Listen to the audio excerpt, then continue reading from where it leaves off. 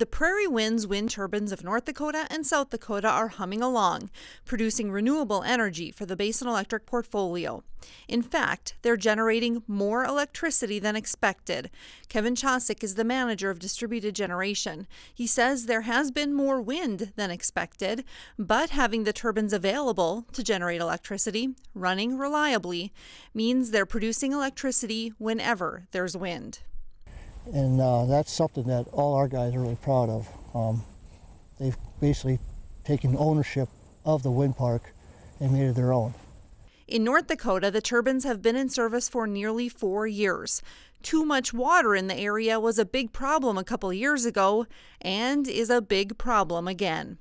We can't travel on normal roads on a couple of these turbines, so we have had permission from the landowners to cross over pasture land or fields to access the towers.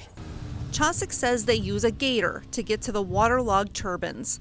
In some areas, they'll be able to raise the roads to beat the water, but in other areas, that's not an option because the roads go through cropland. The real challenge would be is if we actually needed to come in here with a big piece of equipment, such as a crane, and being able to access the tower that way, then we would be looking at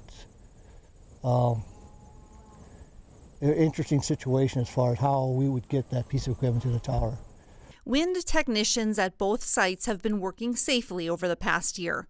Neither site had any injuries. Kelly Schaefer is the safety coordinator and does training with employees 7 or 8 times a year. Continual training on the same topics a lot of times gets employees more familiar so that it's secondhand. They're ready to do whatever they need to do, and they're more familiar with the issues if they arise. Schaefer holds training for emergency responders once a year at each site. He invites local fire departments, sheriffs, and EMTs to learn how to find each tower and how to respond to an incident at a tower.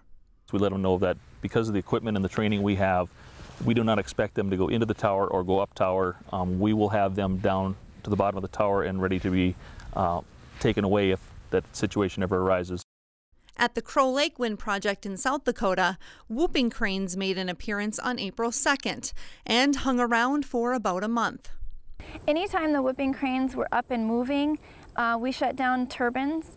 If they were flying and were near those turbines, we'd shut them down. And so for about a month, we periodically were shutting down individual turbines and strings of turbines to protect the whooping cranes. Basin Electric wind technicians are trained to spot whooping cranes during the migration season. Chosick says the cooperative also hires biologists to spend the season on site watching for the cranes. We don't like shutting wind turbines down when the wind's blowing, but at the same time we want to be stewards of the land and the air. We're not exactly sure why they stayed as long as they did, but the weather further north wasn't good for migration, so for the whooping crane's sake, it was good that they stayed as long as they did. The PrairieWinds turbines of North Dakota and South Dakota have been operating better than expected, and the wind technicians have taken care of them safely, efficiently, and responsibly.